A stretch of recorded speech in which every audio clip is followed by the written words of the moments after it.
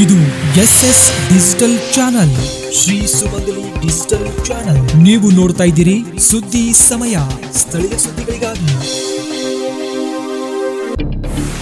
ಸುದ್ದಿ ಸಮಯದ ಪ್ರಾಯೋಜಕರು Mahalakshmi jewellers, gold hub, main road, Kalaburagi.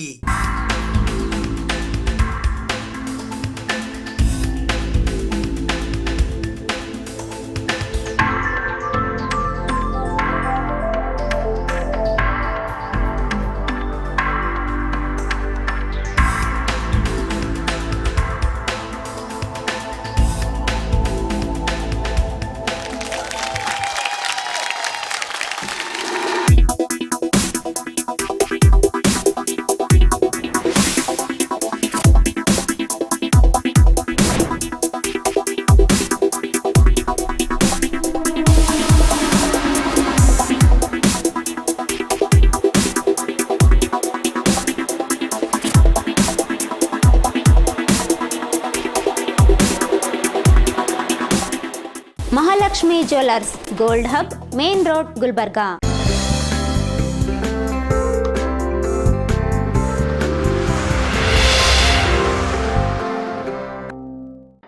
ಸುದ್ದಿ ಸಮಯಕ್ಕೆ ಸ್ವಾಗತ. ನಾನು RJ ಮಂಜು ಹೆರೋಳಿ.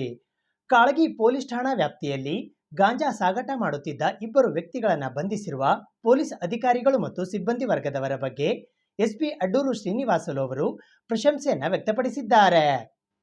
ಕಲಬುರಗಿ ಜಿಲ್ಲೆಯ ಕಾಳಗಿ ಪೊಲೀಸ್ ಠಾಣಾ ವ್ಯಾಪ್ತಿಯಲ್ಲಿ ನಿನ್ನೆ ಕಾಳಗಿ ಕೋಡ್ಲಿ ಮುಖ್ಯ ರಸ್ತೆಯಲ್ಲಿ ಇರುವಂತಹ ಲಕ್ಷ್ಮಣ್ ನಾಯಕ್ ತಾಂಡ ಹತ್ತಿರ ಇಬ್ಬರು ವ್ಯಕ್ತಿಗಳು ಕಾರಿನಲ್ಲಿ ಅಕ್ರಮವಾಗಿ ಗಾಂಜಾವನ್ನು ಸಾಗಾಟನೆ ಮಾಡುತ್ತಿದ್ದಾರಂತ ಖಚಿತ ಮಾಹಿತಿ ನಮಗೆ ಬಾತ್ಮೀದಾರರಿಂದ ಬಂದಿದ್ದ ಮೇಳೆಗೆ ನಮ್ಮ ಅಧಿಕಾರಿಗಳು ತಕ್ಷಣ ಆ ಸ್ಥಳಕ್ಕೆ ಹೋಗ್ಬಿಟ್ಟು ಒಂದು ಕಾರು ಹೋಗ್ತಾ ಇದ್ದಾಗ ಅದನ್ನು ನಿಲ್ಲಿಸಿ ಅದರಲ್ಲಿ ಕಾರಲ್ಲಿ ಚೆಕ್ ಮಾಡಿದಾಗ ನಮಗೆ ಅದರಲ್ಲಿ 18 ಪ್ಯಾಕೆಟ್ ಗಾಂಜಾ ಪ್ಯಾಕೆಟ್ಗಳು ಸಿಕ್ಕಿದೆ.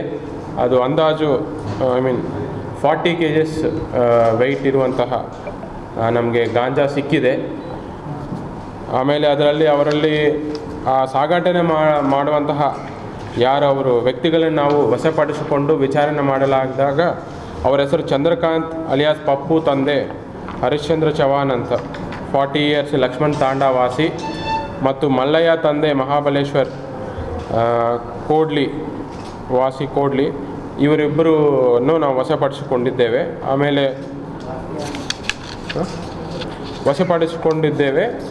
ತದನಂತರ ಏನು ನಮಗೆ ಸಿಕ್ಕಿರುವಂಥ ಗಾಂಜಾ ಪ್ಯಾಕೆಟ್ಗಳನ್ನು ಸೀಸ್ ಮಾಡಿಕೊಂಡು ಪೊಲೀಸ್ ಸ್ಟೇಷನ್ಗೆ ಬಂದು ನಾವು ಕಾಳಗಿ ಪೊಲೀಸ್ ಠಾಣೆಯಲ್ಲಿ ಗುನ್ನೆ ನಂಬರ್ 10/2025 NDPS ಆ್ಯಕ್ಟ್ ಅಡಿಯಲ್ಲಿ ನಾವು ಪ್ರಕರಣ ದಾಖಲಿಸಿಕೊಂಡಿದ್ದೇವೆ. ಮತ್ತು ಯಾರು ವಶಪಡಿಸಿಕೊಂಡ ಆರೋಪಿಯನ್ನು ಮತ್ತೊಮ್ಮೆ ವಿಚಾರಣೆ ಮಾಡಿ ನಾವು ಅವ್ರನ್ನೇ ಅರೆಸ್ಟ್ ಮಾಡಿ ನ್ಯಾಯಾಂಗ ಬಂಧನಕ್ಕೆ ಕಳಿಸಿಕೊಟ್ಟಿದ್ದೇವೆ. ಇದರಲ್ಲಿ ಮುಖ್ಯ ಪಾತ್ರ ವಹಿಸಿರುವಂತಹ ಶಾಬಾದ್ ಉಪವಿಭಾಗ DSP ಆಗಿರುವಂಥ ಶಂಕರಗೌಡ ಪಾಟೀಲ್ರವರಿಗೆ ಮತ್ತು ಚಂದ್ರಶೇಖರ್ ತಿಗಡಿ ಸದ್ಯ CPI ಕಾಳಗಿ ಪ್ರಭಾರಿ ಇದ್ದಾರೆ ಅವರಿಗೆ, ಮತ್ತು PSI ಕಾಳಗಿ ತಿಮ್ಮಯ್ಯ ಅವರಿಗೆ, ಮತ್ತು ಅವರು ಟೀಮ್ ಆಗಿರುವಂತಹ Hussain HC 199, Naseer Miya HC 116, Sangamesh CPC 307, Ambareesh CPC 324, Basappa CPC 347, Shivraj CPC 459, Shrishail CPC 336, Maruti CPC 302, ಮಂಜು CPC 599, ಮೌನೇಶ್ CPC 299. ಈ ಟೀಮ್ ಅವರಿಗೆ ನಾನು ಅಭಿನಂದನೆಗಳನ್ನು ಸಲ್ಲಿಸುತ್ತೇನೆ. ಮತ್ತು ಇದು ಅತ್ಯಂತ ಉತ್ತಮವಾದ ಕೆಲಸ ಮಾಡಿದ್ದಾರೆ. ನಾವು ಈಗಾಗಲೇ ಹೇಳ್ತಾ ಇದ್ವಿ, ಜಿಲ್ಲೆಯಲ್ಲಿ ನಾವು ಮಾದಕ ವಸ್ತು ಮತ್ತು ಗಾಂಜಾ ಆಗಲಿ ಇದ್ರ ಬಗ್ಗೆ ನಾವು ಸಾಕಷ್ಟು ಮಾಹಿತಿ ಕಲೆಕ್ಟ್ ಮಾಡಿ ಕಠಿಣವಾದಂಥ ನಾವು ಆ್ಯಕ್ಷನ್ ತಗೊಳ್ತಾ ಇದ್ವಿ. ಒಂದು ಸೈಡ್ ಕನ್ಸಂಪ್ಷನ್ ಕೇಸಸ್ ಮಾಡ್ತಾ ಇದ್ವಿ, ಮತ್ತು ಇನ್ನೊಂದು ಕಡೆ ಯಾರಾದರೂ ಮಾರಾಟ ಮಾಡ್ತಾ ಇದ್ದಾರೋ ಅವ್ರ ಬಗ್ಗೆ ನಿಗಾ ವಹಿಸಿ ಅವ್ರ ಮೇಲೆ ದಾಳಿ ಮಾಡಿ ನಾವೆಲ್ಲ ಗಾಂಜಾ ಕೇಸಸ್ ಮಾಡ್ತಾ ಇದ್ವಿ. ಈ ಕಳೆದ ವರ್ಷ ಮತ್ತು ಈ ವರ್ಷದಲ್ಲಿ ಇದು ಅಧಿಕವಾಗ ಗಾಂಜಾವನ್ನು ಸೀಸ್ ಮಾಡಿರುವಂಥ ಇನ್ಸಿಡೆಂಟ್.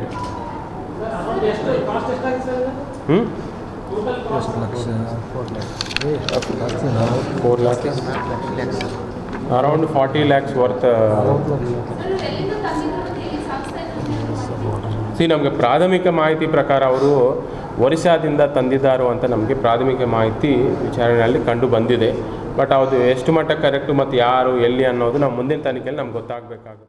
ಹಳೆ ಜಿಲ್ಲಾ ಪಂಚಾಯತ್ ಸಭಾಂಗಣದಲ್ಲಿ ಇಂದು ಜೀತ ಪದ್ಧತಿ ರದ್ದತಿ ದಿನಾಚರಣೆ ಕಾರ್ಯಕ್ರಮ ಜರುಗಿತು.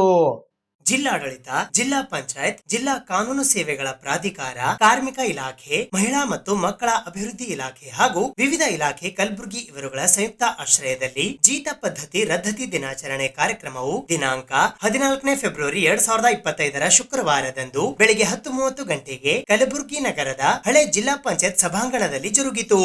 ಇದರ ಉದ್ಘಾಟಕರಾಗಿ ಜಿಲ್ಲಾ ಕಾನೂನು ಸೇವೆಗಳ ಪ್ರಾಧಿಕಾರ ಕಲಬುರಗಿಯ ಸದಸ್ಯ ಕಾರ್ಯದರ್ಶಿಗಳು ಹಾಗೂ ಹಿರಿಯ ಸಿವಿಲ್ ನ್ಯಾಯಾಧೀಶರಾದ ಗೌರವಾನ್ವಿತ ಶ್ರೀನಿವಾಸ್ ನವಲೆ ಆಗಮಿಸಿದ್ದರು. ಅಧ್ಯಕ್ಷತೆಯನ್ನು ಜಿಲ್ಲಾ ಪಂಚಾಯತ್ ಕಲಬುರಗಿಯ ಮುಖ್ಯ ಕಾರ್ಯನಿರ್ವಾಹಕ ಅಧಿಕಾರಿಗಳಾದ ಭವರ್ ಸಿಂಗ್ ಮೀನಾ ಐಎಎಸ್ ವಹಿಸಿದ್ದರು.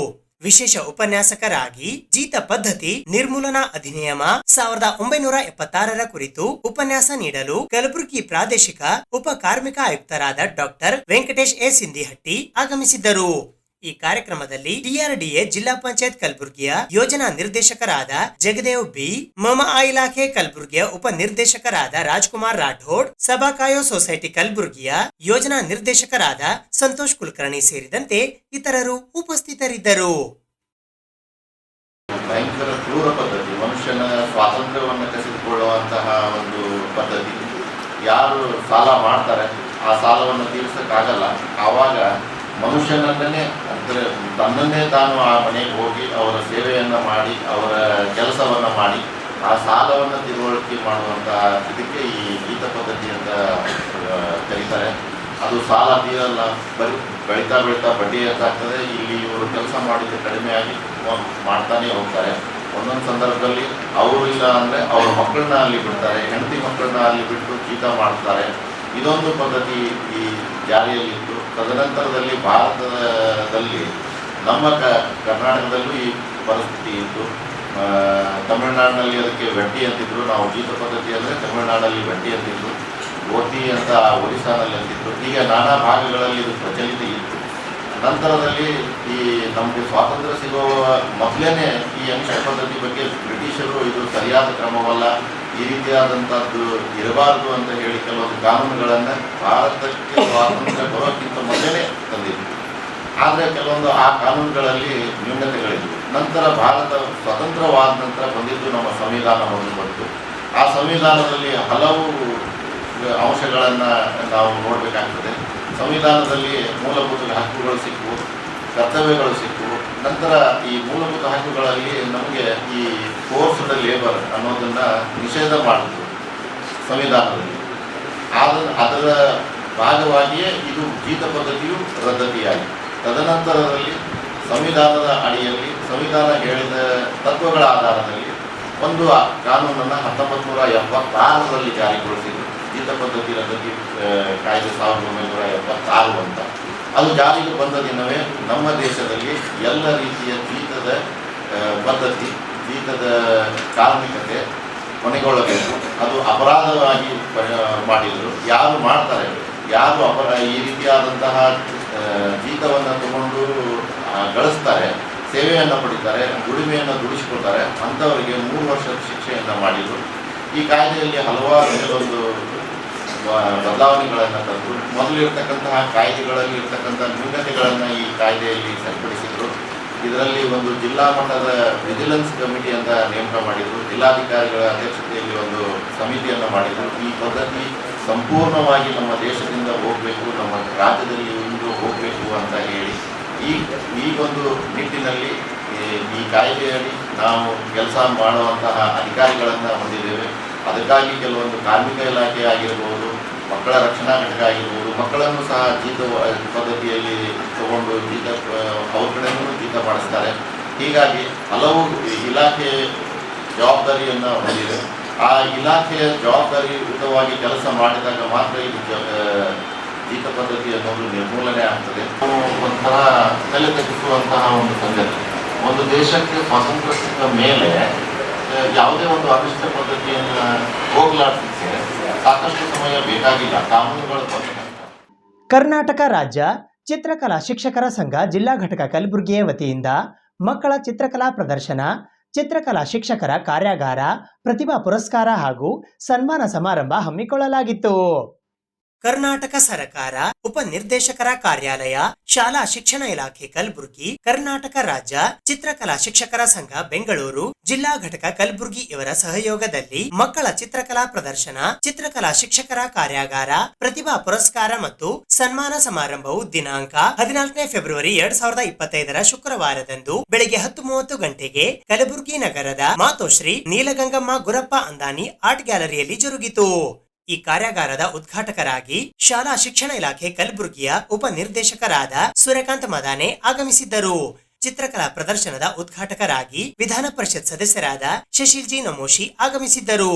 ಘನ ಉಪಸ್ಥಿತರಾಗಿ ಖ್ಯಾತ ಹಿರಿಯ ಕಲಾವಿದರಾದ ಡಾಕ್ಟರ್ ವಿಜಿ ಅಂದಾನಿ ಆಗಮಿಸಿದ್ದರು. ಮುಖ್ಯ ಅತಿಥಿಗಳಾಗಿ ಜಿಲ್ಲಾ ಸಮಾಜ ಕಲ್ಯಾಣ ಇಲಾಖೆ ಕಲಬುರಗಿಯ ಅಪರ ಕಾರ್ಯದರ್ಶಿಗಳಾದ ಎಂಎಸ್ ಅಲ್ಲಾಬಕ್ಷ್ ಆಗಮಿಸಿದ್ದರು.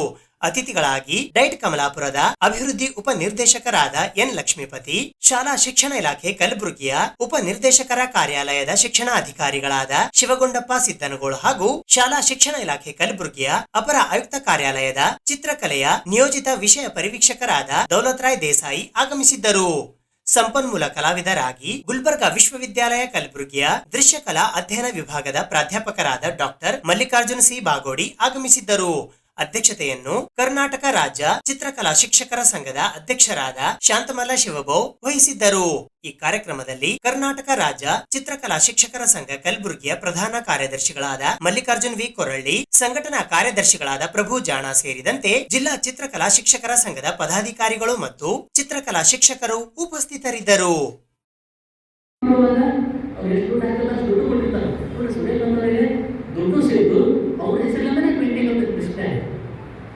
ಹೆಸರೆಂದು ಚೇಂಜ್ ಆಗಲ್ಲ. ಸೊ ಹಾಗಾಗಿ ತೀರಾ ಇತ್ತೀಚೆಗೆ ನನಗೆ ನಾಗಾಲಿಯಲ್ಲಿ ಒಂದು ಶಾಸನದಲ್ಲಿ ಒಂದು ವರ್ಡ್ ಸಿಕ್ತು, ಓಜ ಅಂತ. ಓಜ ಶಿಲ್ಪಿ, ನಿರ್ಮಿತಿ, ನಿರ್ಮಾತೃ. ಹಂಪಿ ಕನ್ನಡ ವಿಶ್ವವಿದ್ಯಾಲಯ ಓಜ ಅನ್ನುವ ಹೆಸರಿನಲ್ಲೇ ಒಂದು ಪ್ರಶಸ್ತಿಯನ್ನು ನೀಡುತ್ತದೆ. ನಾಡೋಜ, ನಾಡನ್ನು ಕಟ್ಟುವಲ್ಲಿ ಶ್ರಮಿಸಿರುವ ಮನುಷ್ಯ. ಹಾಗಾಗಿ ಶಿಲ್ಪಿ, ಚಿತ್ರ ಯಾರೇ ಸೊ ನಾಡೋಜ ಪದ. ಸೊ ನಮ್ಮ ಚಿತ್ತಾಪುರದ ಒಂದು ಶಾಸನದಲ್ಲಿ ಒಂದು ಓಜ ಅಂತ ಸಿಗ್ತದೆ. ಆಮೇಲೆ ಅಲ್ಲಿ ಕಲ್ಲು ನುಡಿಸು ಮಾಡುವ ಒಬ್ಬ, ಇಲ್ಲಂದರೆ ಆಯಾ ಕಾಲಘಟ್ಟದ ಸಂಖ್ಯೆಯ ಕಲ್ಲಿನ ಅನ್ನೋದಂದ್ರೆ ಅಲ್ಲಿ ಸ್ವಲ್ಪ ರೂಪ ಕೊಡುವಂಥ ಒಬ್ಬ ಶಿಲ್ಪಿ ನಾಗರಿಕರಿರ್ತಾರೆ. ಸೊ ಹೀಗೆ ಅನೇಕ ಸ್ಥಳಗಳಲ್ಲಿ. ಆಮೇಲೆ ನಾವು ಇನ್ನೂ ಸ್ವಲ್ಪ ಮುಂದೆ ಹೋದರೆ ಅಂಬೇಡ್ಕರ್ ಅವರು ಮಾತಾಡ್ತಾರೆ, ಇತಿಹಾಸ ಅರಿಯದವರು ಇತಿಹಾಸ ಸೃಷ್ಟಿಸಲಾರ. ಇನ್ನು ಮುಂದೆ ಅವರು ಇನ್ನೊಬ್ಬರು ಹೇಳ್ತಾರೆ ಏನಂದರೆ, ಭಾರತೀಯ ಇತಿಹಾಸ ಪುನರ್ ಪರಿಶೀಲನೆಯ ಅಗತ್ಯ ಇದೆ. ಯಾಕೆ ಇದನ್ನು ಹೇಳಿದ್ರೆ, ಕಳೆದ ಒಂದು 4 ವರ್ಷಗಳ ಹಿಂದೆ ಒಂದು ಚರ್ಚೆ ನಮ್ಮಲ್ಲಿ ಒಪ್ಕೊಳ್ಳೋದು ಮೊಘಲ್ ಸಾಮ್ರಾಜ್ಯದ ಬಗ್ಗೆ. ಮಹಾರಾಜ ಪ್ರತಾಪ್ ಸಿಂಗ್ ಮತ್ತೆ ಮೊಘಲ್ ದೊರೆಗಳ ಬಗ್ಗೆ ಅನೇಕ ಸಂದರ್ಭಗಳಲ್ಲಿ ಯುದ್ಧಗಳನ್ನಾದಾಗ ಪ್ರತಾಪ್ ಸಿಂಗ್ ಶೂರ್ಯ ಅವನು ಕ್ಷಮಿಸ್ತಾನೆ. ಒಂದು ಸಾರಿ ಸೋದಾಗ ಅವನು ಕ್ರಾಸ್ ಮಾಡ್ಬಿಡ್ತಾರೆ. ಹಾಗಾಗಿ ಶ್ರೇಷ್ಠ ಯಾರು?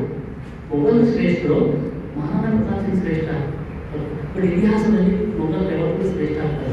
ಮಂಗೋಲಿಯನ್ ಆಮೇಲೆ ಮೊಘಲ್ ಬಂದರೆ ನೋಡಿ, ಮಂಗೋಲ ದೇಶದಿಂದ ಒಂದು ರಷ್ಯಾ, ಮಂಗೋಲಿಯಾ 2 ದೇಶಗಳ ಸಂಯುಕ್ತ ಸೈನ್ಯ ಮೊಘಲ್ ಸೈನ್ಯ ಅಂತ ಹೇಳ್ಕೊಡ್ತೀವಿ.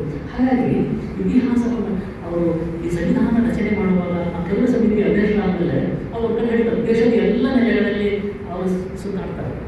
ಒಂದು ಕಡೆ ಅವರು ಈ ಈಸ್ಟರ್ನ್ ಸ್ಟೇಟ್ಸ್, ಅರುಣಾಚಲ್ ಪ್ರದೇಶ್, ಮೇಘಾಲಯ, ಶಿಲಾಂಗ್, ಅದನ್ನು 7 ಸಿಸ್ಟರ್ಸ್ ಅಂತ ಹೇಳಿದ್ದಾರೆ. 7 ಜನ ಅಕ್ಕ ತಂಗಿಯರು ಅಂತ ಹೇಳಿದ್ದಾರೆ. ಯಾಕೆ ಅಂತಂದ್ರೆ ಆ 7 ಜಿಲ್ಲೆಗಳಲ್ಲಿ ರಾಜ್ಯಗಳಲ್ಲ ಭಾಳ ಬ್ಯೂಟಿಫುಲ್ ಆಗಿ ಹೋಗ್ತದೆ. ಬೆಟ್ಟ ಗುಡ್ಡಗಳಲ್ಲಿ, ತಪ್ಪಲು ಪ್ರದೇಶಗಳಲ್ಲಿ ಇರುವ ರಾಜ್ಯಗಳು. ಹಾಗಾಗಿ ಅವರು ತಮ್ಮದಿಷ್ಟೇ ಕೆಲಸದ ಬಗ್ಗೆ ಹೆಚ್ಚು ತಲೆ ಕೆಡಿಸ್ಕೊಳ್ತಾರೆ. ಅನ್ಯಾಯ ವಿಷಯಗಳನ್ನು ಭಾಳ ಅತಿ ಆಸೆ ಆ ಭಾಗದಲ್ಲಿ ಇಲ್ಲೇ ಇಲ್ಲ. ಹಾಗಾಗಿ ಅದನ್ನು ಸ್ವಲ್ಪ ಹೆಣ್ಣಿನ ಮೃದು ಬಗ್ಗೆ ಹೋಲಿಸಿ ಆ ಭಾಗವನ್ನು ಕರೀತಾರೆ. ಆ ಭಾಗಕ್ಕೆ ಅಂಬೇಡ್ಕರ್ ಹೋದಾಗ ಒಂದು ಕಡೆ ಏನು ಮಾಡ್ತಾರೆ, ನೀವು ನ್ಯೂ ದೆಹಲಿಯ ರಾಷ್ಟ್ರಪತಿ ಭವನದ ಆವರಣದಲ್ಲೇ ಏನೋ ಒಂದು ಮ್ಯೂಸಿಯಂ ಅದ. ಆ ಮ್ಯೂಸಿಯಂನಲ್ಲಿ ಅಂಬೇಡ್ಕರ್ ಸಂವಿಧಾನ ರಚನೆ ಮಾಡುವಾಗ ಮಾಡುವ ಹಂತದಲ್ಲಿ ಕಾನ್ಸ್ಟಿಟ್ಯೂಷನ್ ಸ್ಟ್ರಕ್ಚರ್ ಹೇಗಿತ್ತು, ಸಮಿತಿ ಜನ ಎಷ್ಟಿದ್ರು, ಅಂಬೇಡ್ಕರ್ ಜಾಗ ಹೇಗಿತ್ತು, ಆ ಸಮಿತಿ ಏನೋ 6 ಜನ ಅವ್ರು ಹೆಂಗೆ ಕೊಡ್ತಿದ್ರು, ಆ ಮೀಟಿಂಗ್ ಹಾಲ್ ಹೇಗಿತ್ತು, ಆ ಹಾಲ್ ಟೇಬಲ್ ಹೇಗಿತ್ತು, ಯಾರ್ಯಾರು ಹೆಂಗೆ ಕೊಡ್ತಿದ್ರು, ಎಲ್ಲ ನಿಮಗೆ ಆ ಮ್ಯೂಸಿಯಂನಲ್ಲಿ ಸಿಗ್ತದೆ. ಸುಪ್ರೀಂ ಕೋರ್ಟ್ ಮ್ಯೂಸಿಯಂ ಅಂತಲೇ ಮಾಡಿದ್ದಾರೆ. ಸುಪ್ರೀಂ ಕೋರ್ಟ್ ಮತ್ತು ರಾಷ್ಟ್ರಪತಿ ಪಾರ್ಲಿಮೆಂಟ್ ಎರಡು ಹತ್ರನೇ ಇರುವಂಥದ್ದು. ಆ ಮ್ಯೂಸಿಯಮ್ನಲ್ಲೇ ನಿಮಗೆ ಸಿಗ್ತದೆ. ಅವರು ಒಂದು ಕಡೆ ಹೇಳ್ಕೊಡ್ತಾರೆ, ನನ್ನ ಮನೆಗಳಲ್ಲೇ ನನ್ನ ಸಂವಿಧಾನದ ಪುಸ್ತಕ ಇದೆ. ನಾನು ಭಾಳ ಇತ್ತೀಚೆಗೆ ಅದ್ರ ಬಗ್ಗೆ ಚರ್ಚೆ ಆದಾಗ ನಾನು ಸ್ವಲ್ಪ ಕ್ಯೂರಿಯಾಸಿಟಿಯಿಂದ ಓದ್ತೀನಿ ಜಾಸ್ತಿ. ಸಂವಿಧಾನ ರಚನೆ ಮಾಡುವಾಗ ಆ ಸಂವಿಧಾನ ಕರಡುಪ್ರತಿ ಅದನ್ನು ಅಂತಿಮವಾಗಿ ಸಿದ್ಧಪಡಿಸುವಾಗ ಅಂಬೇಡ್ಕರ್ ಅತಿ ಹೆಚ್ಚು ಕಲಾಕಾರರು ಬಳಸ್ಕೊಳ್ತಾರೆ. ನೀವು ಸಂವಿಧಾನ ಮೂಲ ಕೃತಿಯಲ್ಲಿ ನೋಡಬೇಕು, ಕ್ಯಾಲಿಗ್ರಾಫಿ ಅಕ್ಷರಗಳನ್ನು ಬರೀತಾ ಹೋಗ್ತಿರ್ತಾರೆ. ಅಕ್ಷರಗಳನ್ನು ತುಂಬಾಗಿ ಬರೀಲಿಕ್ಕೆ ಏನು ಮಾಡ್ತಾರೆ, ಕಲಾವಿದರು ಇಟ್ಕೊಳ್ತಾರೆ. ಬಣ್ಣದ ಕ್ಯಾಲಿಗ್ರಾಫಿ ನಿಮ್ಮ ಕೆಲಸ ಸಿಗ್ತದೆ. ಹಾಗಾಗಿ ಅವ್ರೇನು ಮಾಡ್ತಾರೆ, ಈ ರೀಜ್ನಲ್ಲಿ ಪ್ರದೇಶ ಭಾರತ ಹೆಂಗಿದೆ, ಈಸ್ಟರ್ನ್ ಸ್ಟೇಟ್ಸ್ ಹೇಗೆ, ದಕ್ಷಿಣದ ನಾವೆಲ್ಲ ಡ್ರಾವಿಡಿಯನ್ಸ್. ಸೊ ಪಶ್ಚಿಮದ ಭಾಗದ ಜನ ಹೇಗಿದೆ, ನಾರ್ತ್ ಇಂಡಿಯನ್ಸ್ ಹೇಗಿದೆ, ಪ್ರಬಲವಾಗಿ ನಾರ್ತ್ ಇಂಡಿಯನ್ಸ್, ಸ್ವಲ್ಪ ದಕ್ಷಿಣ ಒಂದು ಕಡೆ, ಈಸ್ಟರ್ನ್ ಅಂತ ಪಾಪ ಇದೆ. ಈ ನಾಲ್ಕು ಸ್ಥಳದ ಏನು ಸಾಮಾಜಿಕ ಸ್ಥಳದ ಏನು ಬದುಕನ್ನು ಕಟ್ಟಿಕೊಂಡು ಏನು ಭಾರತ ಏನು ನಿರ್ಮಾಣ ಆಗುತ್ತೆ, ಭಾರತೀಯ ವಾಸ ಆಗೋದು, ಇವರೆಲ್ಲ ಭಾಳ ಚೆಂದ ಮೆನ್ಷನ್ ಮಾಡ್ತಾರೆ. ಮತ್ತು ಕಲಾವಿದರು ಮಾಡ್ಕೊಂಡು ಹೇಳ್ತಾರೆ.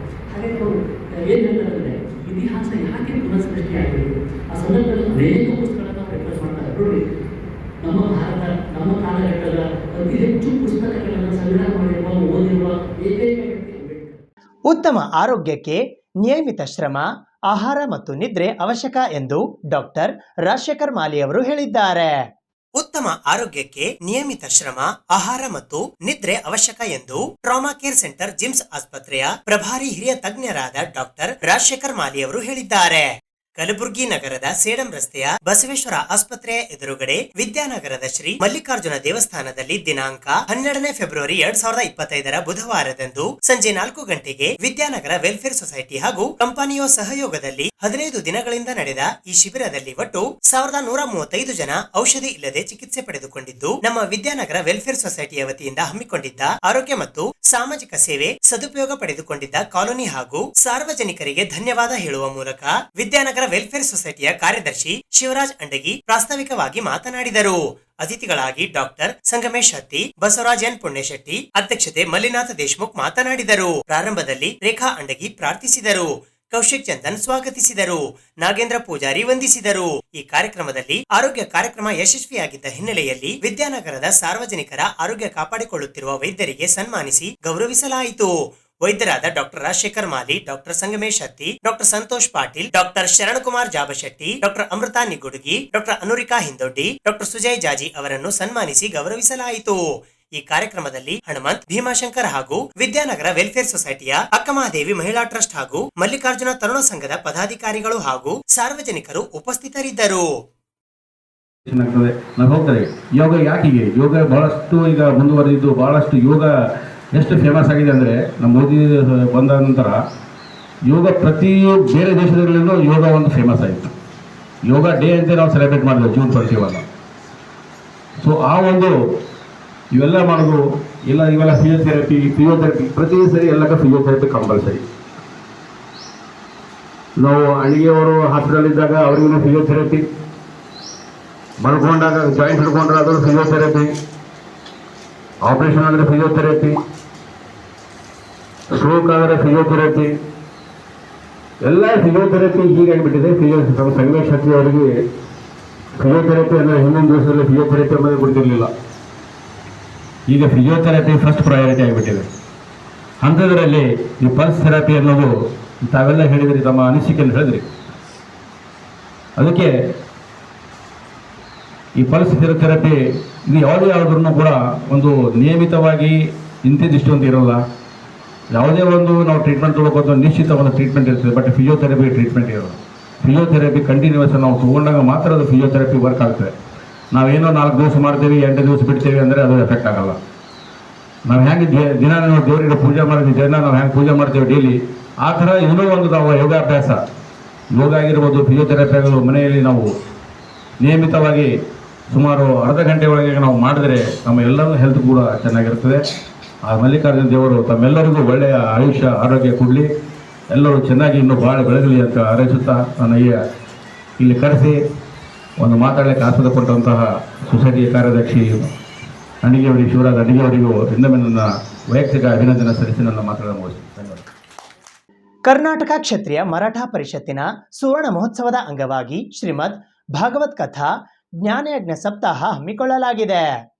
ಶ್ರೀ ದತ್ತ ಮಂದಿರ ದೇವಾಲಯ ಟ್ರಸ್ಟ್ ಸೂಪರ್ ಮಾರ್ಕೆಟ್ ಕಲಬುರಗಿ ಹಾಗೂ ಕರ್ನಾಟಕ ಕ್ಷತ್ರಿಯ ಮರಾಠ ಪರಿಷತ್ ಕಲಬುರಗಿ ಜಿಲ್ಲಾ ಘಟಕ ಕಲಬುರಗಿಯ ವತಿಯಿಂದ ಹಿಂದೂ ಹೃದಯ ಸಾಮ್ರಾಟ್ ಶ್ರೀ ಛತ್ರಪತಿ ಶಿವಾಜಿ ಮಹಾರಾಜರ ಜಯಂತ್ಯೋತ್ಸವ ಹಾಗೂ ಕರ್ನಾಟಕ ಕ್ಷತ್ರಿಯ ಮರಾಠ ಪರಿಷತ್ತಿನ ಸುವರ್ಣ ಮಹೋತ್ಸವದ ಪ್ರಯುಕ್ತ ಶ್ರೀಮದ್ ಭಾಗವತ್ ಕಥಾ ಜ್ಞಾನ ಯಜ್ಞ ಸಪ್ತಾಹವು ಶ್ರೀಮದ್ ಭಾಗವತ್ ಕಥಾ ಪ್ರವಕ್ತರಾದ ಮಹಾರಾಷ್ಟ್ರದ ಅಹಿಲ್ಯಾಬಾಯಿ ನಗರದ ಹರಿಭಕ್ತ ಪಾರಾಯಣ ದುರ್ಗಾ ಪ್ರಸಾದ್ ಮಹಾರಾಜ್ ತಿಡಿಕೆ ದೇವಳಾಲಿಕರ್ ಇವರಿಂದ ಮಾಘ ಪೂರ್ಣಿಮಾ ಶುದ್ಧ 15 ಬುಧವಾರ ದಿನಾಂಕ 12ನೇ ಫೆಬ್ರವರಿ 2025ರಿಂದ ಮಾಘ ಬಹುಳ 5 ಸೋಮವಾರ ದಿನಾಂಕ 11ನೇ ಫೆಬ್ರವರಿ 2025ರವರೆಗೆ ಸಾಯಂಕಾಲ 4ರಿಂದ 7 ಗಂಟೆಯವರೆಗೆ ಹಾಗೂ ಮಾಘ ಬಹುಳ 6 ಮಂಗಳವಾರ ದಿನಾಂಕ 18ನೇ ಫೆಬ್ರವರಿ 2025ರಂದು ಮುಂಜಾನೆ 9ರಿಂದ ಮಧ್ಯಾಹ್ನ 12 ಗಂಟೆಯವರೆಗೆ ಕಾಲಾ ಕೀರ್ತನೆ ನಂತರ ಮಹಾಪ್ರಸಾದ ವಿತರಣೆ ಕಲಬುರಗಿ ನಗರದ ಪ್ರಕಾಶ್ ಟಾಕೀಸ್ ಎದುರುಗಡೆ ಇರುವ ಶಹಾ ಬಜಾರ್ ರಸ್ತೆಯ ಮಾಯಿ ಮಂದಿರದಲ್ಲಿ ಹಮ್ಮಿಕೊಳ್ಳಲಾಗಿದೆ. ಈ ಸಂದರ್ಭದಲ್ಲಿ ಆಯೋಜಕರಾದ Ramachandra B Jagdale, Raju L Kakade, Ramesh Chichkoti, Keshavrao G Nitturkar, Datta Kishan Rao Kale, Deepak Arjun Rao Ghanate ಸೇರಿದಂತೆ ಇತರರು ಉಪಸ್ಥಿತರಿದ್ದರು.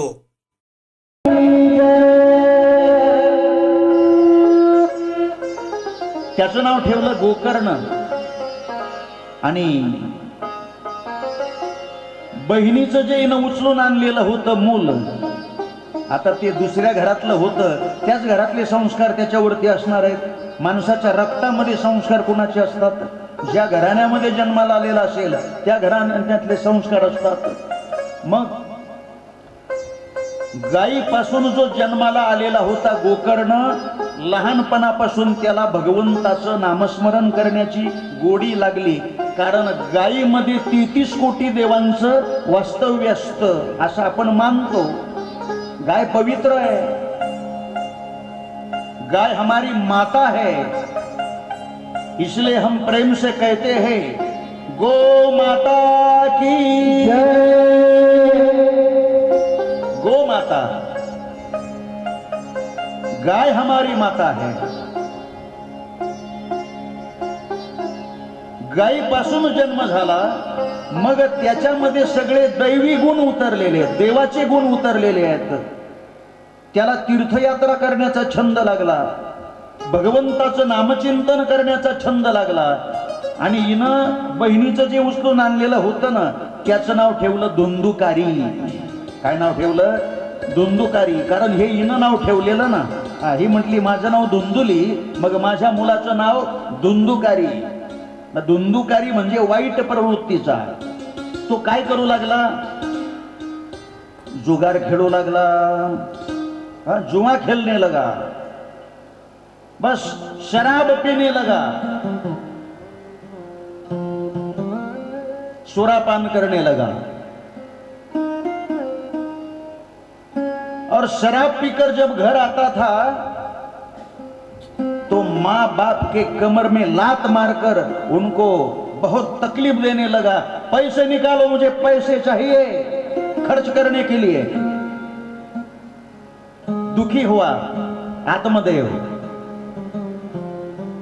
अपने दूसरे बेटे की यानी धुंदुकारी की काली करतूतों से वो बस परेशान हो गया और वापस आत्महत्या करने के लिए चल दिया.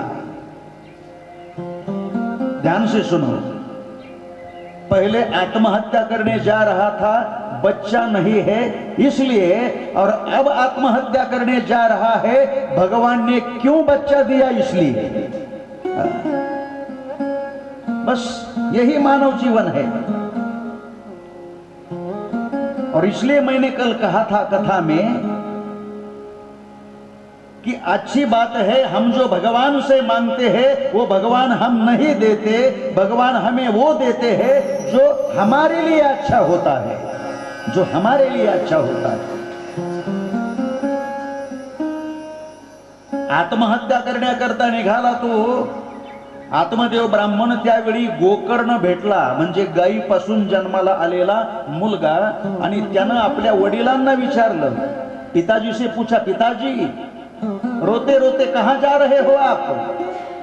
तो उस वक्त पिता ने कहा, देखो ना वो तुम्हारा भाई धुंदुकारी, स्वर्ग जैसे मेरे घर को उसने नरक बना दिया है, स्वर्ग जैसे मेरे घर को उसने नरक बना दिया है. शराब पीकर आता है, माँ को मारता है, मुझे मारता है. तो बस उसकी काली करतूतों से परेशान होकर अब मैं आत्महत्या करने जा रहा हूं, क्योंकि जब उसके बारे में मैं सोचता हूं तो मैं भगवान का नाम लेना भी भूल जाता हूं. त्यावेळी दुंदुककारीचा भाऊ म्हणजे हा गोकर्ण आपल्या वडिलांना उपदेश करतो. भागवतातली ही श्रेष्ठ कथा आहे गोकर्णाख्यान. इथे मुलानं बापाला उपदेश केलेला आहे. काय उपदेश केला? बाबा, तुम्ही कुणाकुणाचा विचार करणार आहात? आणि हाच प्रश्न मी तुम्हालाही करतोय, ऐकणाऱ्यांना. तुम्ही कुणाकुणाचा विचार करणार आहात? नातेवाईकांचा विचार करणार की मुलांचा विचार करणार की समाजाचा विचार करणार? डोंगरे जी महाराज कहते हैं, आप इस उसके बारे में मत सोचो, समाज के बारे में मत सोचो, आप अपने बारे में सोचो. बच्चों का कैसा होगा ये सोचने से ज्यादा अच्छा है मृत्यू के समय मेरा क्या होगा. मृत्यूच्या वेळी माझं कसं होईल याचा विचार करा. आणि उपदेश केला मुलानं बापांना. बाबा, आप एक काम कीजिए, अब घर गृहस्थी का त्याग करके वन में चले जाइए और एकांत में बैठकर भगवान का खूब भजन करो, खूब भजन करो, जिससे आपको सद्गति मिल जाएगी.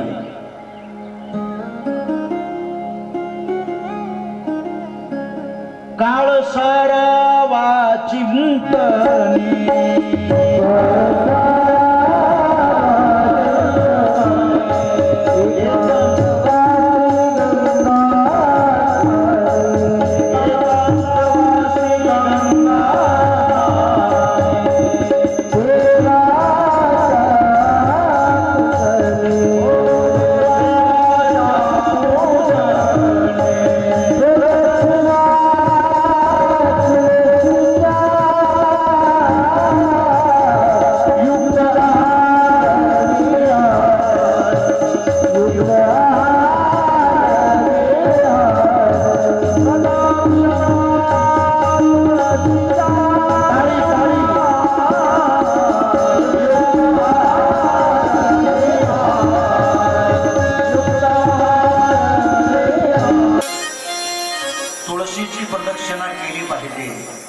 केवळ महिलांनीच नाही पुरुषांनी सुद्धा केली पाहिजे.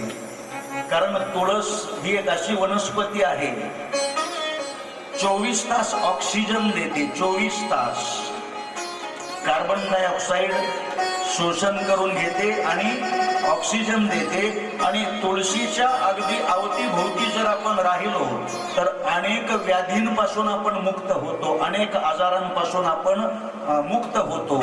म्हणून कंठी मिरवा तुळशी व्रत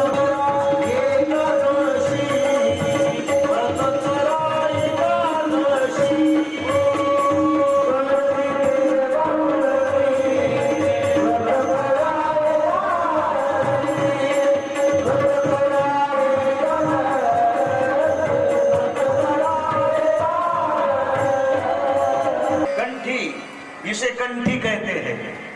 कंठी, कंठ में जो है तुलसी, तुलसी भगवान को अति प्रिय है. अति प्रिय आवडे तुळशी बुक्का, तैसीच प्रीती करी भोळ्या भाविका. नामापद पंकज पादुका श्री मस्तकी वंदितसे. काकड्यातला अभंग आहे तुळस. ಮಾನವ ಬಂಧುತ್ವ ವೇದಿಕೆ ಕರ್ನಾಟಕ ಕಲಬುರಗಿಯ ವತಿಯಿಂದ ವಿದ್ಯಾರ್ಥಿ ಯುವಜನ ನಾಯಕತ್ವ ಶಿಬಿರ ಹಮ್ಮಿಕೊಳ್ಳಲಾಗಿತ್ತು.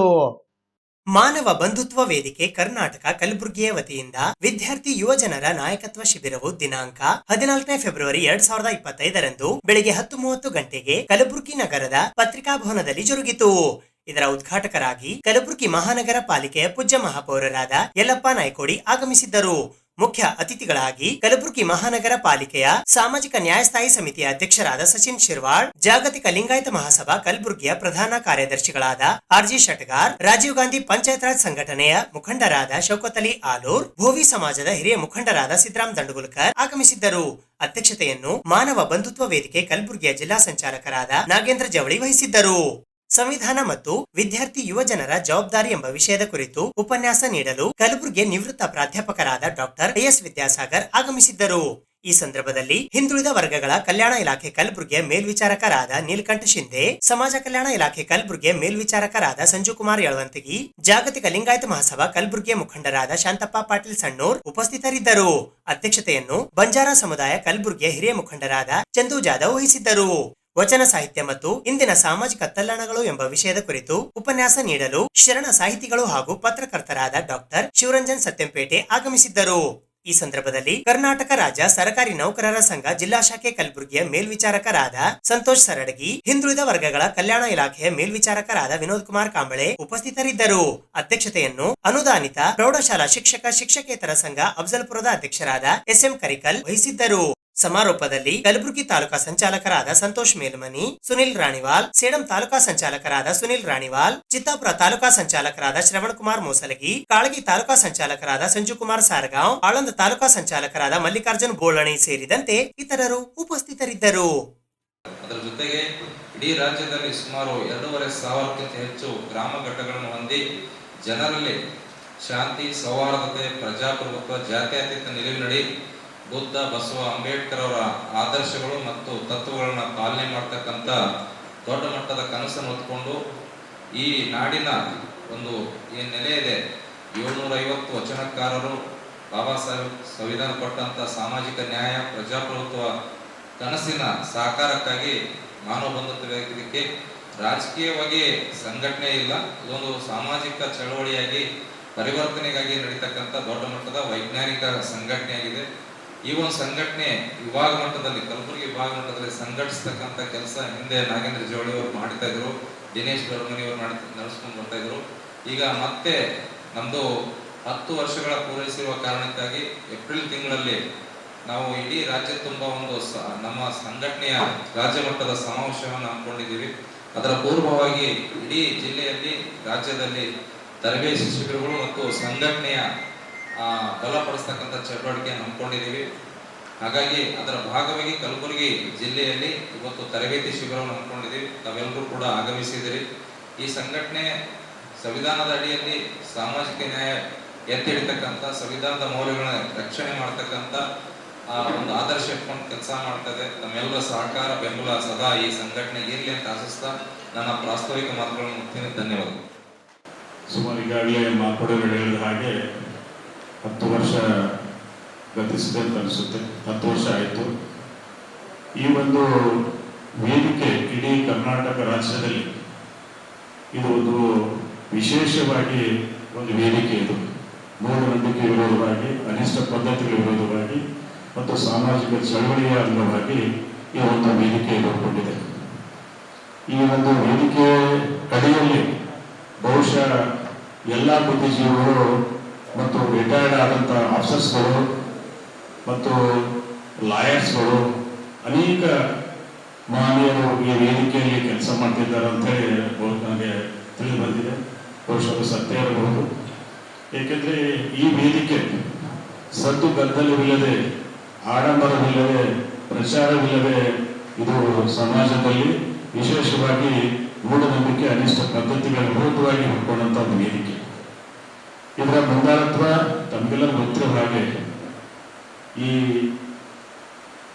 ಬಹುಶಃ ಕರ್ನಾಟಕ ಬೆಳಗಾವಿ ಜಿಲ್ಲೆ ಅಂತ ಅನ್ನೋದಕ್ಕಿಂತ ಕರ್ನಾಟಕದಲ್ಲಿ ಇವತ್ತು ಜನಪ್ರಿಯರಾಗಿದ್ದಂಥ ಮತ್ತು ವಿಶೇಷವಾಗಿ ಬಡವರ ಬಗ್ಗೆ ಮತ್ತು ಹಿಂದುಳಿದ ಮತ್ತು ಕಾರ್ಮಿಕರ ಬಗ್ಗೆ ಹೆಚ್ಚಿನ ಒಂದು ಕಾಳಜಿ ವಹಿಸಿಕೊಂಡು ಈ ಒಂದು ಸಂಘಟನೆಗೆ ಚಾಲನೆ ನೀಡುತ್ತಾ ಹಿಂದೆ ಬೆನ್ನೆಲುಬಾಗಿ ನಿಂತ ಸನ್ಮಾನ್ಯ ಶ್ರೀ ಸತೀಶ್ ಜಾರಕಿಹೊಳಿ ಅವರ ಒಂದು ನೇತೃತ್ವ, ಅವರು ಮುಂಚೂಣಿಯಲ್ಲಿದ್ದರೂ ಸಹಿತ ಅವರು ಒಂದು ಸಹಯೋಗದಿಂದ ಈ ಒಂದು ವೇದಿಕೆ ಇಡೀ ಕರ್ನಾಟಕದಲ್ಲಿ ಕೆಲಸ ಮಾಡ್ತಾ ಇದೆ. ಈ ಒಂದು ವೇದಿಕೆ ಬೆಳಗಾವಿಯಲ್ಲಿ, ಅದು ವಿಶೇಷವಾಗಿ ಸ್ಮಶಾನದಲ್ಲಿ ಸ್ಮಶಾನದಲ್ಲಿ ಮದುವೆ ಸಹಿತ ಮಾಡಿ ಸ್ಮಶಾನದಲ್ಲಿ ಆ ಒಂದು ಫಂಕ್ಷನ್ ಮಾಡಿ 2-3 ದಿನಗಳ ಕಾಲ ಸ್ಮಶಾನದಲ್ಲಿ ಒಂದು ಕಾರ್ಯಕ್ರಮಕ್ಕೆ ನಾವು ಹೋಗಿದ್ವಿ. 2 ಟೈಮ್ ಹೋಗಿದ್ವಿ ನಾವು. ಅದು ವಿಶೇಷ ಬಂದದ್ದು. ಬಹುಶಃ ನಾವು ಇಲ್ಲಿ ಬಂದಿದ್ದು, ನಮ್ಮ ಜವಾರಿ ಬಂದಿದ್ರು, ನಮ್ಮ ವಕೀಲರು ಬಂದಿದ್ದು, ಎಸ್ಐಟಿ ಬಂದಿದ್ರು, ನಾವೆಲ್ಲ ಬಸ್ಸಿಗೆ ಹೋಗಿದ್ದೀವಿ. ಅಂಥದ್ದು ಅಪರೂಪದ ಸಂಘಟನೆ ಇಲ್ಲಿ ಸಹಿತ ತಾವು ಮಾಡಿಸ್ಬೇಕು ಜವಳೂರೇ. ಏಕೆಂದರೆ ಸ್ಮಶಾನದಲ್ಲಿ ನಮ್ಮ ಕಲಬುರಗಿಯಲ್ಲಿ ವಿಶೇಷವಾಗಿ ಅದು ಹಿಂದೂ ಸ್ಮಶಾನಗಳು, ಸಮಾಜದಲ್ಲಿ ಸ್ಮಶಾನಗಳಿದಾವ, ಬಹಳ ಒಳಚೆ ಟೈಪ ಗಲೀಜ, ಅಲ್ಲಿಂದ ಹೋಗಿ ಟಾಯ್ಲೆಟ್ ಮಾಡೋದು ಅನೇಕ ಕೆಟ್ಟ ಒಂದು ನೀರಾಗಿರೋದ್ರಿಂದ ಇಂಥ ಒಂದು ಕಾರ್ಯಕ್ರಮಗಳು ನಾವು ಈಗಾಗಲೇ ಮಹಾನಗರ ಪಾಲಿಕೆ ವತಿಯಿಂದ ವಿಶೇಷವಾಗಿ ಸ್ಮಶಾನಗಳಿಗೆ ಹೆಚ್ಚಿನ ಗಮನ ಕೊಡ್ತಾ ಇದ್ದೀವಿ. ತಾವು ಕೇಳಿರ್ಬೋದು, ಸಂಜೀವ್ ನಗರದಲ್ಲಿ, ಗಂಜಿನಪುರದ ಸಂಜೀವ್ ನಗರದಲ್ಲಿ ಉತ್ತಮವಾಗಿ ಸ್ಮಶಾನ ಮಾಡ್ತಾ ಇದ್ದೀವಿ. ಆ ಬಡ ಎಲ್ಲ ಯುವಕರು ಕೂಡಿ ಅದು ಮೊದಲ ವರ್ಷ 4-6 ವರ್ಷ ಇದ್ದವರು ಒಳಗೆ ಹೋಗಕ್ಕಾಗ್ತಿದ್ದಿಲ್ಲ. ಇವತ್ತಲ್ಲಿ ಒಳ ಹೋದ ಪುತ್ರ ಎದ್ದು ಬರೋಕ್ಕಾಗಲಿ, ಆ ರೀತಿಯಲ್ಲಿದ್ದು ಎಲ್ಲ ಯುವಕರು ಕೆಲಸ ಮಾಡ್ತಾ ಇದ್ದಾರೆ. ಅದಕ್ಕಾಗಿ ಇಂಥ ಒಂದು ಕಾರ್ಯಕ್ರಮ ತಾವು ಅದಕ್ಕೆ 10ನೇ ವರ್ಷ ನಡೀತಾ ಇದೆ ಅಂತ ಹೇಳ್ತಾ ಇದ್ದಾರೆ. ಹಾಗಾಗಿ ತುಂಬ ಖುಷಿ ಆಗುತ್ತೆ. ಯಾಕಂದರೆ ಹಲವಾರು ಸಂಘಟನೆಗಳು ಹುಟ್ಟುತ್ತೆ, ಕೆಲವೊಂದು ಸಾರಿ 1 ವರ್ಷದಲ್ಲೇ ಮುಚ್ಚೋಗುತ್ತೆ, ಕೆಲವೊಂದು ಸಾರಿ 2 ವರ್ಷದಲ್ಲಿ ಮುಚ್ಚೋಗುತ್ತೆ. ಸಕ್ಸಸ್ಫುಲ್ ಆಗಿ 10 ವರ್ಷಗಳ ಕಾಲದಿಂದ ತಾವೇನೋ ಒಂದು ವಿಶಿಷ್ಟ ವಿಭಿನ್ನವಾಗಿ ತಮ್ಮ ಒಂದು ಸಿದ್ಧಾಂತದ ಒಂದು ಇಟ್ಕೊಂಡು ಮೌಢ್ಯದ ವಿರುದ್ಧ ಎಲ್ಲರನ್ನ ಜಾಗೃತಿ ಮಾಡ್ತಕ್ಕಂಥ ಏನು ಕೆಲಸವನ್ನು ಮಾಡ್ತಾ ಇದ್ದೀರಾ, ತಮಗೆ ಶುಭವಾಗಲಿ. ಅದೇ ರೀತಿಯಾಗಿ ಇವತ್ತು ದಿವಸ ಏನೋ ಒಂದು ವಿದ್ಯಾರ್ಥಿಗಳಿಗೆ ಒಂದು ನಾಯಕರಾಗ್ತಕ್ಕಂಥ ತರಬೇತಿಯನ್ನು ಕೊಡೋಕ್ಕೆ ಈ ಶಿಬಿರವನ್ನು ಆಯೋಜನೆ ಮಾಡ್ತಿದ್ದೀರಾ. ಇದು ಒಂದು ಒಳ್ಳೆಯ ಕೆಲಸ. ವಿದ್ಯಾರ್ಥಿಗಳಿಗೆ ನಾನು ಹೇಳೋದು ಒಂದನೇ, ತಾವುಗಳು ಶಿಕ್ಷಣದ ಬಗ್ಗೆ ಹೆಚ್ಚಿನ ಒತ್ತನ್ನು ಕೊಡಿ. ಡಾಕ್ಟರ್ ಬಾಬಾ ಸಾಹೇಬ್ ಅಂಬೇಡ್ಕರ್ ಅವರು ಹೇಳಿದಾಗೆ ಶಿಕ್ಷಣ ಎನ್ನುವುದು ಹುಲಿಯ ಹಾಲಿದ್ದಂತೆ, ಅದನ್ನು ಕುರಿತವನು ಗರ್ಜಿಸಲೇಬೇಕು ಅಂತ. ತಾವುಗಳು ವಿದ್ಯಾರ್ಥಿಯಾಗಿ ತಾವೇನು ಓದ್ತಾ ಇರ್ತಕ್ಕಂಥ ಸಂದರ್ಭಗಳಲ್ಲಿ ತಮಗೆ ಹಲವಾರು ರೀತಿಯಾಗಿರ್ತಕ್ಕಂಥ ಅಡೆತಡೆಗಳು ಬರುತ್ತೆ. ಬೇರೆ ಬೇರೆ ಕಡೆ ತಮ್ಮ ಮನಸ್ಸುಗಳು ತಮ್ಮ ದಿಕ್ಕನ್ನು ತಪ್ಪಿಸ್ತಾ ಇರ್ತಾರೆ.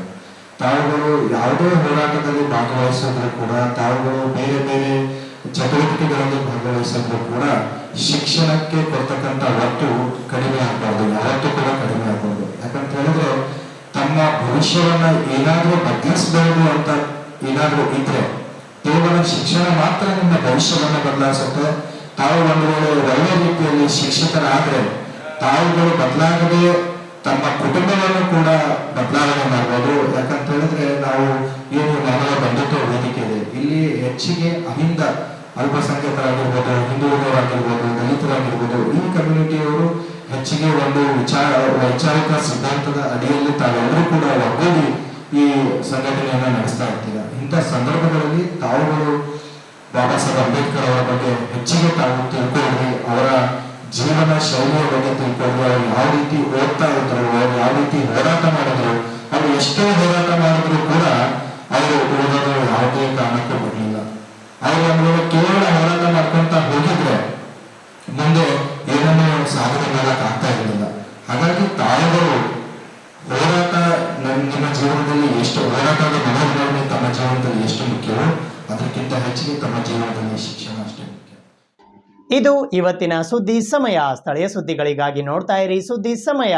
ನಿಮ್ಮ ನೆಚ್ಚಿನ ಸುದ್ದಿ ಸಮಯವನ್ನು ಡೆನ್ ಸೆಟಾಪ್ ಬಾಕ್ಸ್ನ ಚಾನೆಲ್ ಸಂಖ್ಯೆ 746ರಲ್ಲಿ ಪ್ರತಿದಿನ ರಾತ್ರಿ 9 ಗಂಟೆಗೆ, ಮರುಪ್ರಸಾರ ರಾತ್ರಿ 10 ಗಂಟೆಗೆ ಮತ್ತು ಮರುದಿನ ಬೆಳಿಗ್ಗೆ 8 ಗಂಟೆ ಮತ್ತು 9 ಗಂಟೆಗೆ ವೀಕ್ಷಿಸಬಹುದು. ಇದು SS ಡಿಜಿಟಲ್ ಚಾನಲ್, ಶ್ರೀ ಸುಮಂಗಲಿ ಡಿಜಿಟಲ್ ಚಾನಲ್. ನೀವು ನೋಡ್ತಾ ಇದ್ದೀರಿ ಸುದ್ದಿ ಸಮಯ, ಸ್ಥಳೀಯ ಸುದ್ದಿಗಳಿಗಾಗಿ. ಸುದ್ದಿ ಸಮಯದ ಪ್ರಾಯೋಜಕರು Mahalakshmi jewellers, gold hub, main road, Kalaburagi.